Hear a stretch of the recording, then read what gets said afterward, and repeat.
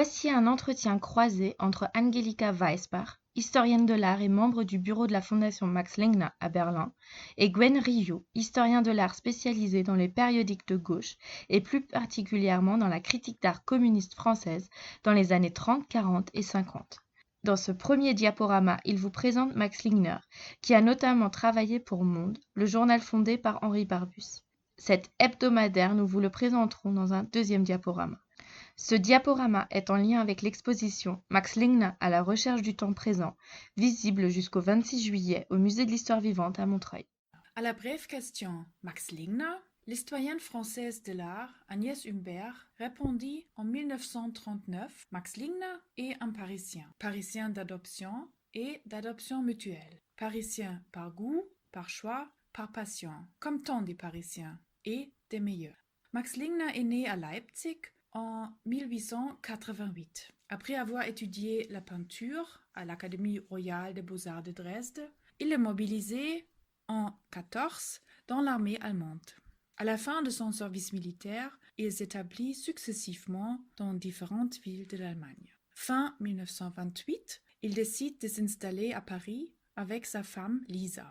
Comme beaucoup des artistes de son temps, Lingner est convaincu que la capitale française lui permettra de créer quelque chose d'entièrement moderne, à la fois digne de son époque et révélateur du langage formel, le plus adéquat pour son travail créateur. Au début, Lingner s'enthousiasme pour Paris, mais avec le temps, la ville le rend nerveux et sceptique. Ce n'est qu'après avoir rencontré Henri Barbusse et les artistes, écrivains et journalistes intellectuels de gauche de l'hebdomadaire Monde que Lingner se sent réellement arrivé dans la capitale. En France, dans les années 1920-1930, on assiste, à gauche de l'échiquier politique, à une multiplication de créations de journaux, de revues, de bulletins, dont le but est de promouvoir le socialisme. Monde se distingue en effet par sa volonté d'indépendance au moment où le Parti communiste français cherche à étendre son emprise sur tout ce qui émane de la gauche, autant dans le domaine de la culture que de la presse. À partir de 1930, il conçoit régulièrement, avec passion et énergie, des couvertures pour Monde et en illustre des pages intérieures. Il a trouvé le sujet qui lui tient à cœur. Ces dessins sont des portraits des scènes quotidiennes du peuple, d'ouvriers et de miséreux, mais aussi des paysages urbains et notamment des paysages des banlieues populaires de Paris.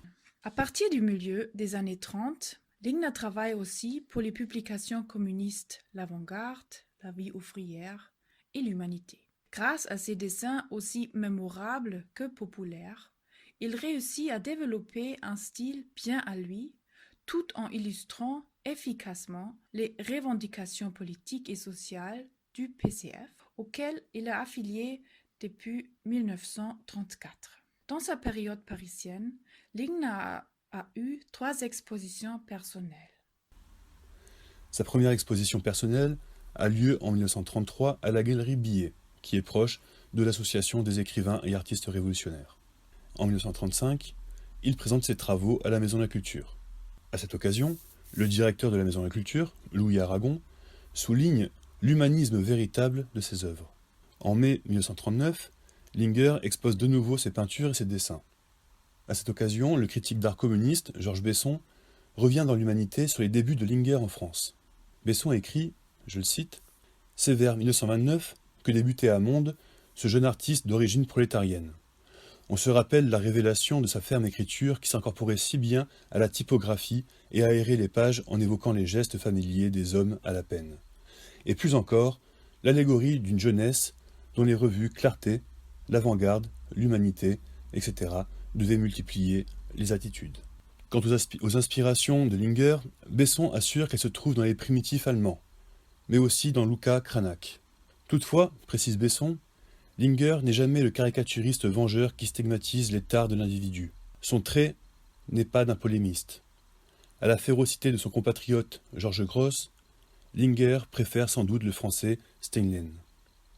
Le vernissage du 3e exposition, où Lingner montre principalement des peintures prenant pour thème la guerre, ainsi que des expériences personnelles comme l'internement à Gurs et au Comte-des-Milles, est ponctué d'un discours de Marcel Cachin, éditeur de l'Humanité. En 1948, Lingner décide de rentrer en Allemagne. À son arrivée à Berlin, un an plus tard, il remet au président Wilhelm Pieck 40 œuvres d'art comme cadeau au peuple de l'Allemagne progressiste. Mais dans la RDA nouvellement créée, son langage pictural, développé en France, ne tarde pas à faire l'objet de critiques pour son prétendu formalisme. Jusqu'à sa mort, en 1959, Lingner aura à souffrir des démêlés idéologiques avec les fonctionnaires berlinois de la culture.